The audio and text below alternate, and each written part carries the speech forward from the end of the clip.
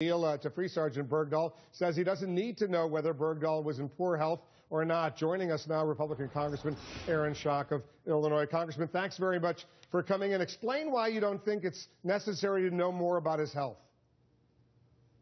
Well, I think, first of all, the overriding concern that many members of Congress have and the American people in my district are outraged over is that we began a process of negotiating with terrorists. First of all, the president and the administration broke the law.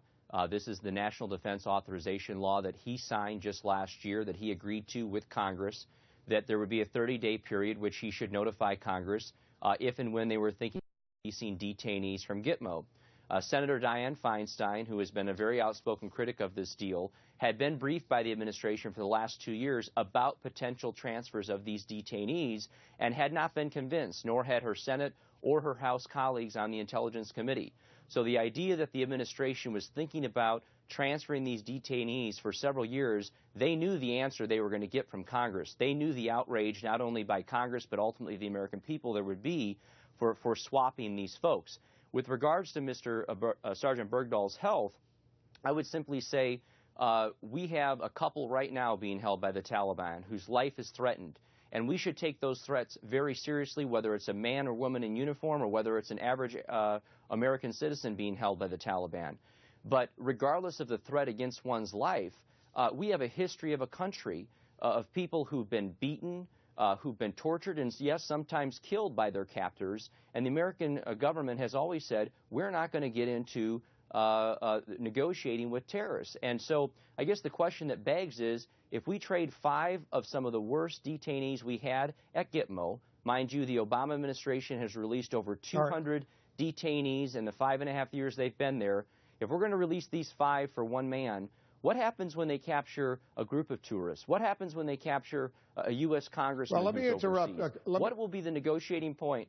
But just to be precise, you don't really care if he was on the verge of death during those 5 years of captivity, a United States Army soldier? Well, Wolf, I think it's pretty clear that he wasn't on the verge of death. Now, whether he was being beat, whether he was not as healthy, I don't know that. But what I'm suggesting to you is this: the threat I only of asked the question life, because you say you don't want to know more. Because you said you don't want to know more about his health. And that raised all sorts of questions. Because I think, because, Wolf, the point I'm making is that the deal is a bad deal. You don't negotiate with terrorists. And so what I'm suggesting to you is if we're going to start releasing people from GITMO in exchange for someone whose life is being threatened, look out. This is a dangerous precedent. Because now if I'm the Taliban or I'm anyone else who wants to wage war or get detainees released from any of our prisons, I'm going to start taking members of our military and American citizens hostage, because now I know the American government will negotiate with me. That's why his health, I believe, is not the issue here. You know that hundreds of these detainees were released by President Bush during the Bush administration from GITMO. You didn't have a problem with that either? No, and Wolf, just as President Bush, so did President Obama up until this point follow the law. The law says the president has the jurisdiction in coordination with the Secretary of Defense to release any detainee they want from GITMO by notifying Congress. They have to go through, I believe it's 4 different proofs, if you will, of how the person will not be a threat to national security, how releasing them does not put any of our armed men or women in uniform in harm. But these 5 were not released with those batch because they were deemed some of the most hardened of the Taliban in the upper echelon of leadership. And it's why up until this point the Obama administration would not release them.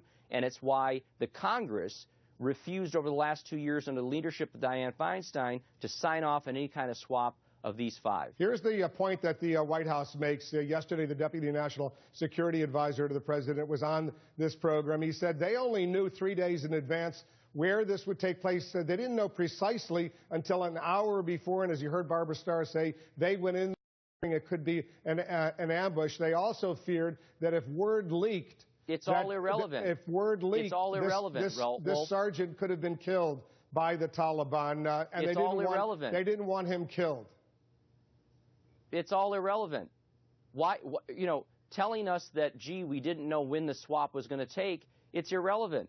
Why were we negotiating with terrorists? Since when do we open up the gates at GITMO and start releasing people? This is a dangerous, dangerous precedent. Not only did they break the law, which is indisputable, but they set a very dangerous precedent, which, number one, let me remind you, these 5 terrorists are now back on the Arabian Peninsula. This war on terror in Afghanistan was the one that the president came to office saying it was the honorable fight to fight. It was the war worth fighting. And now as we are drawing down 20,000 troops from Afghanistan, at the same time we're sending 5 of their worst Taliban leaders back to the Arabian Peninsula. There's been some great media interviews of folks whose loved ones have been killed by these 5 terrorists, and now they're headed back into their neighborhoods, into their countries, and it sets a very, very wrong message at a time when we're drawing down our troops, and it sends a very, very dangerous message to any of our enemies around the world that if and when they get a captor, we're willing to get into opening up the prison doors and letting people free. It's a dangerous precedent. Representative Schock, thanks very much for joining us. Thank you, Wolf, for having me on.